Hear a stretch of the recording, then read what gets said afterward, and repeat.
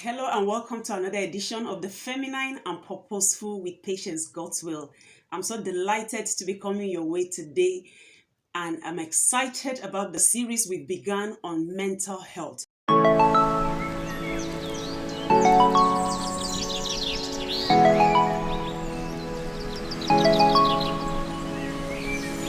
my last video, I analyzed mental health by World Health Organization, and we looked at the different things or components that comprises a mentally healthy person.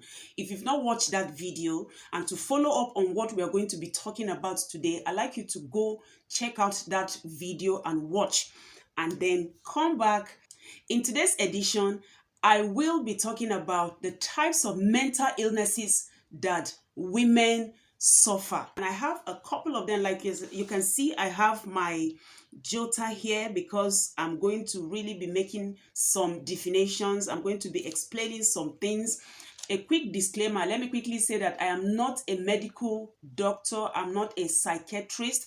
I'm not licensed for any of these things, but I feel the need to talk about mental health as women because of my involvement with women, and then because of the things I see women go through every day. I feel the need to talk about our mental health is very, very important. So like you must have seen from the title of this video, today we're talking about common mental issues that women suffer. I pinned down 5 mental illnesses that women go through, and the first on my list today is depression. Depression is something that we see every day, something that we encounter every day. Like I was saying in my last video, I suffered depression for some time. I've been able to come out of it. But I see how these things affect women. I see how it affects their ability to live out their purpose. I see how it affects their ability to keep a family. I see all these things that women go through. Now, depression is a serious mental issue that affects how you feel and the way you act. So this issue of depression, it affects the way you feel, it affects the way you act, and it has a lot of symptoms, or it has a lot of syndromes, and they include depressed mood, overeating or undereating, lack of concentration, trouble sleeping or oversleeping, loss of appetite in any activities you're involved in. And this issue of depression, it takes as long as 2 weeks. Mood swing is something that we all go in and out of constantly or once in a while, but it becomes depression. It can be classified as depression when it takes as long as 2 weeks. When you spend like about 2 weeks and you are constantly feeling moody, constantly feeling not happy, then that is a likely depression. The second one is anxiety. What is anxiety? Anxiety is a fear of nervousness, unease, fear of unknown, which causes restlessness. So it's that condition where you are afraid, constantly afraid, and you are afraid of the unknown. Sometimes you don't even know what you are afraid of. You're just anxious. You're just fidgety. You're always constantly worried about something. That is anxiety. And it also has its symptoms. What are the symptoms of anxiety? Not concentrating on anything other than worry. You're constantly worrying. Number 2 is having a sense of impending danger. You're always feeling like something bad is going to happen in the future, or having trouble sleeping, increased heart rate, sweating or trembling. The thing is, with mental health illnesses, these things are somehow related. They are a family. When you talk about depression, you talk about anxiety and all the others. They are somehow related. It's just that some are more than others. So that is anxiety. The second one is eating disorder. Eating disorder defines eating disorder as a mental or physical illness that involves complex and damaging relationships with food, eating, exercise, and body image. So Eating Disorder Hope is an organization that defines eating disorder as a mental or physical illness that involves complex and damaging relationship with food. So when you have an unhealthy relationship with food, whether you overeat or you undereat, that could be referred to as eating disorder. These are some psychological issues, or these are some psychological conditions that causes unhealthy eating disorder. Number one is family history of eating disorder. So if you have a family history of eating disorder, it can affect you. What that means is that maybe your grandfather was like that, or your father was like that, and now it's being handed over genealogically to you. That can be one of the cause of eating disorder. Number two is trauma, from experiences or from things you've been through. It could lead to eating disorder, whether you eat too much or you eat just little. And then the next one is anxiety. Anxiety can also lead to eating disorder. The last one here is dieting. Dieting can also lead to eating disorder. We live in this crazy world now that people are constantly always talking about dieting. You see that online, you see that in books, you see a lot of these things, and then before you know it, it affects your eating order. Some people say intermediate fast, some people say eat breakfast first thing in the morning, and so all these things contribute to, causing an eating disorder. The number four mental illness or common illnesses that we see among women that I like to talk about is bipolar disorder.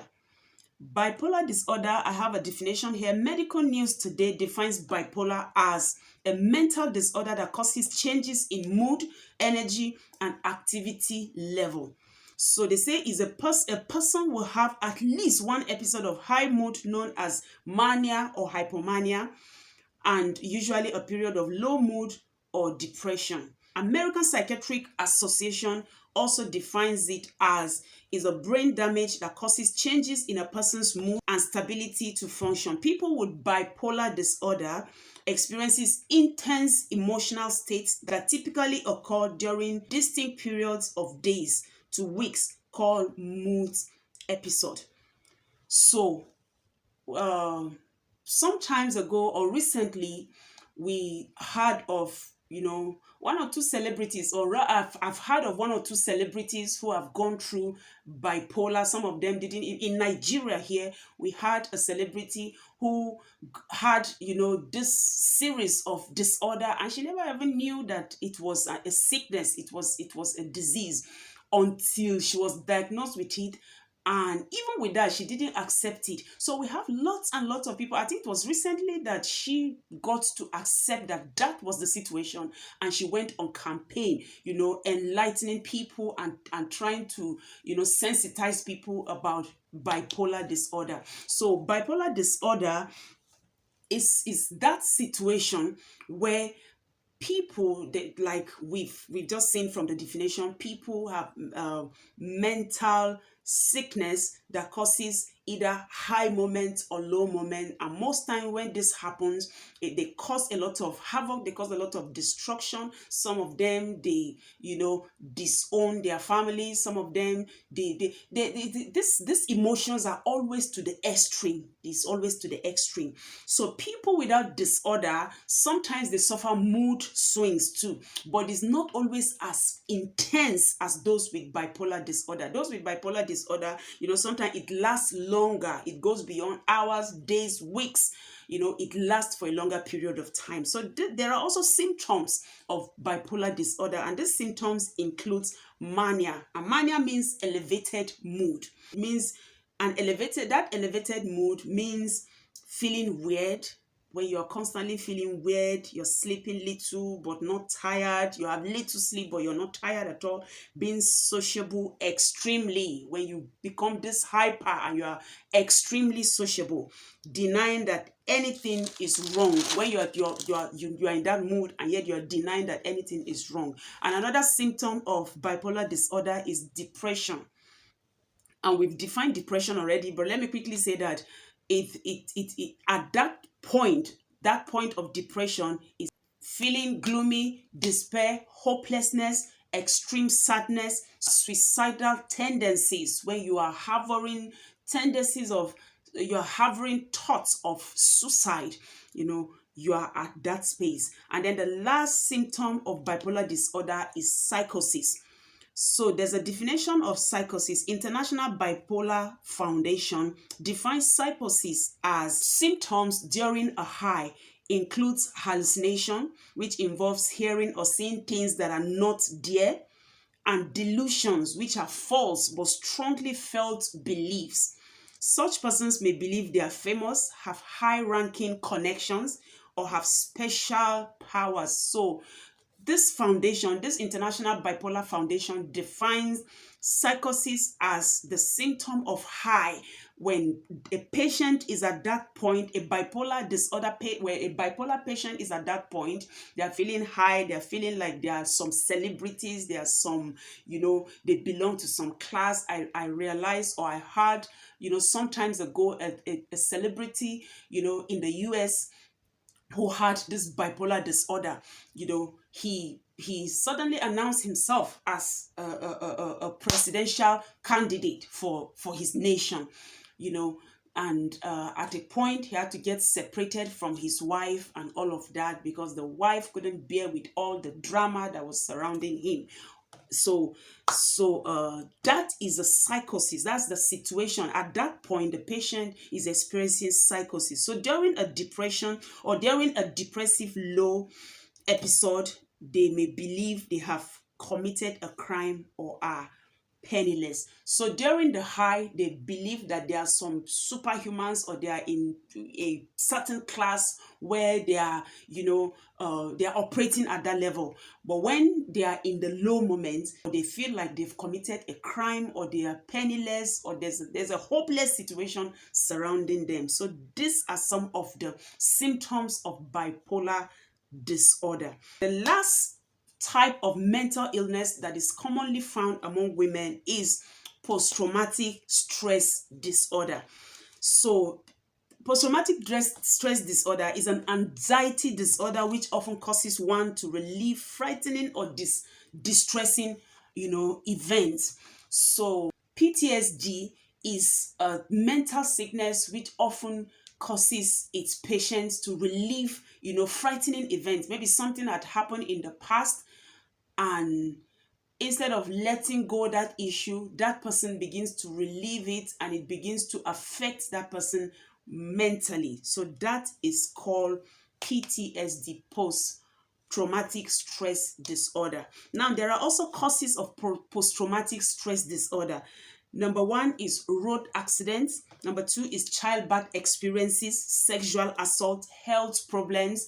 So when a person passes through all of these things, maybe you've had accident in the past, or you've had a health challenge, or something, sexual assault, rape, or anything, when a woman is being raped, or something happened, or she's been assaulted by her husband, something happened, it causes post-traumatic disorder. So it causes the person to constantly keep reliving something that had happened in the past. And some of the symptoms include shock, anger, nervousness, fear, or guilt. So these are some of the things that a person, or these are some of the symptoms you should be on the lookout for a person that experiences, or the person who is going through post-traumatic disorder. If you're a woman and you're suffering any of these things, please go seek help.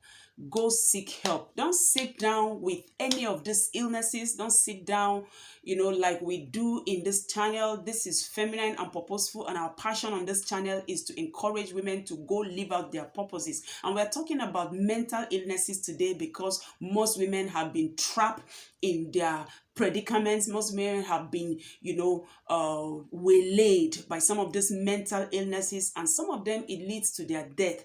And of course, even if you're alive and you're mentally ill, you will not operate at your ultimate. You will not operate at your best because you are sick. So if you have any of these mental disorders, I want you to know that you are sick. And because you are sick, a sick person seeks for help. If I find any reliable source contact, I'd like you to know that I will share with us on this channel so that you can go seek for help in case you're passing through any of this mental disorder. Subscribe to my channel, like, comment, share, and I will see you again in my next. Bye.